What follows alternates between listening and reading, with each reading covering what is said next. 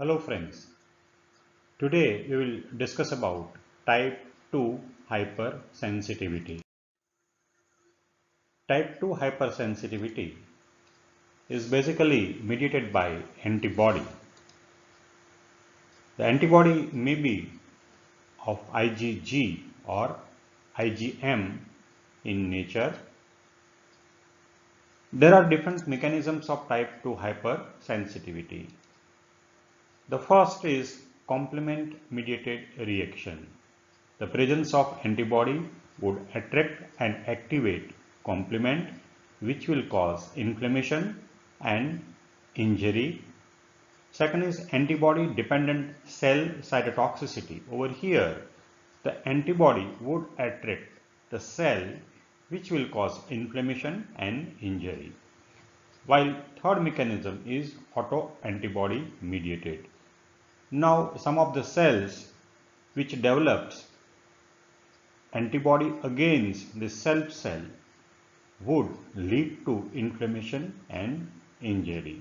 So there are three mechanisms. Once again to repeat: complement mediated reaction, antibody dependent cell cytotoxicity, and autoantibody mediated. Over here we can see the mechanism of type 2 hypersensitivity. The fundamental thing is presence of antibody.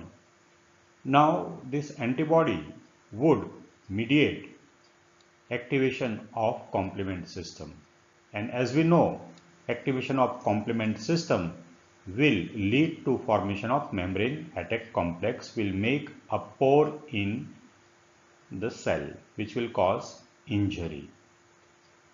So first is complement lytic pathway.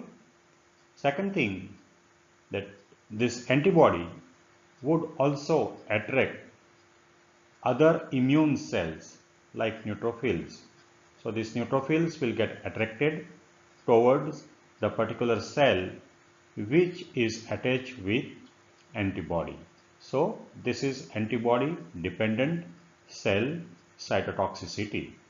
Over here the cells is getting damaged by the action of such immune cells. Other thing which happens, that activation of this complement system will lead to formation of mediators. Such type of mediators like C3b, they are also called as opsonine, which will cover the cell surface, and once again they will activate the immune cells like neutrophil, eosinophil and macrophages. This will also lead to inflammation and injury to the cell. Now various clinical diseases which are of type 2 hypersensitivity. The first is hemolytic diseases, ABO incompatibility, RH incompatibility and drug-induced hemolytic anemia. We all know blood grouping systems, that is ABO and RH. If there is a mismatch or incompatibility, that will lead to some abnormal injury or type 2 hypersensitivity reactions. Sometimes even drug can induce a hemolytic anemia. We'll discuss that. And another different type of disease, that is autoimmune diseases. Over here antibodies are produced against the cells of cell, and the cells are getting injured by the action of this antibody. First we will discuss ABO incompatibility. Now there are four types of blood group: A, B, AB and O. Type A blood group has got A antigen, while plasma contains anti-B antibodies. Type B contains B antigen, while plasma contains anti-A antibody. Type AB blood group contains both A and B antigen on surface of RBC, while plasma does not contain any type of antibodies.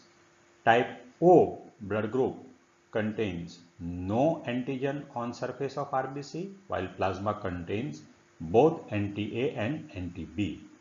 Now, in case of mismatch of blood transfusion, if type A blood group patient is given type B blood as a donation, then there are possibility that antibody which are present in a donor blood will attack RBC, and similarly antibody present in plasma of a patient will attack donor RBC. Over here there will happen a mismatch reaction. RBC of a donor which will lead to destruction of donor RBC is a major reaction, and it is called as ABO, incompatibility mismatch reaction, which can have a fatal consequences. Other incompatibility is RH incompatibility. Another blood group system after ABO is RH, that is rhesus. There are three important antigens C, D and E. Capital C, small c, capital D, small d, capital E, small e. Now, individual will contain one particular antigen from this subset C, D and E, either capital or small. So, out of all possible combination, wherever there is presence of capital D, that person is called as Rh positive. While in all combination, if the small d is present, it is Rh negative, because capital D is immunocompetent antigen. Now what happens? 85% of the individual are usually Rh positive, 15% are Rh negative. Now suppose there is an incidence in which the mother is Rh negative while father is Rh positive. There is a possibility that child may be Rh positive. Now in such case, what happens during pregnancy, the child's RBC may come out in a placenta and may be exposed to the maternal blood.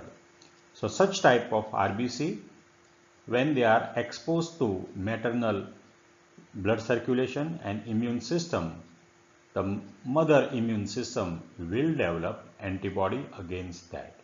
Now during the first pregnancy, usually such type of antibody are IgM variety and will not be able to cross the placenta and will not cause the damage.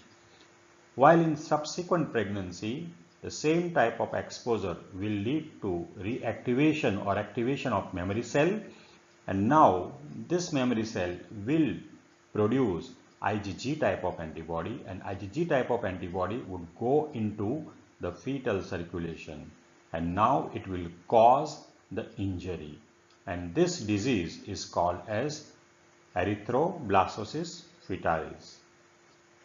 This can be prevented by giving anti-D antibody while first pregnancy during delivery.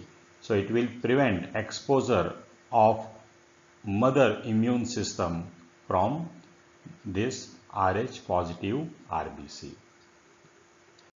You can have a look at this child who is suffering from hemolytic disease of newborn, and the spectrum of clinical manifestation will range from simple jaundice to hydrops fetalis, that is very severe presentation and a fatal condition. Now we will discuss autoantibody mediated type 2 hypersensitivity. Over here, one of the example is myasthenia gravis. Over here, the neuromuscular junction is affected. The neuromuscular junction, as seen over here, normally what happens when there is activation signal, then it will lead to release of acetylcholine. Acetylcholine is released and it is taken up by the postsynaptic membrane. Now these receptors, once they take up acetylcholine, will transmit the signal which will lead to contraction. Now this is routine neuromuscular transmission. In case of myasthenia gravis, the patient would develop autoantibodies which are specific for the receptors. So this autoantibody would block the receptors. So in spite of there is a stimulation from the neuron, acetylcholine being released will not be able to get attached to postsynaptic receptors, and there is no contraction of the muscle, and this will lead to paralysis. So this is autoantibody mediated type 2 hypersensitivity myasthenia gravis, where patient will feel a paralysis of important muscles. Another variety of autoantibody mediated type 2 hypersensitivity is Graves' disease. This is stimulatory in nature. Routinely, what happens that pituitary gland will secrete thyroid stimulating hormone, which will get attached to TSH receptor, and now it will stimulate thyroid cell to produce thyroid hormone.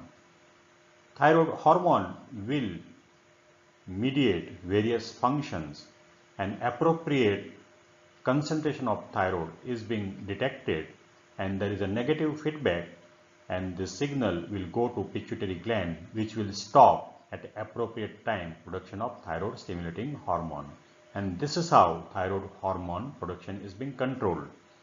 Now in patient of Graves' disease, there is a development of autoantibody, but these autoantibodies are directed towards TSH receptors. And when they bind with TSH receptor, what happens? There is a continuous stimulation of thyroid cell, and there is continuous production of thyroid hormone. So there is unregulated overproduction of thyroid hormone, which will lead to Graves' disease, which can be manifested by various clinical manifestations like exophthalmos, goiter, arrhythmia, tachycardia, nausea, diarrhea, oligomenorrhea, muscle weakness, tremor, and sweating.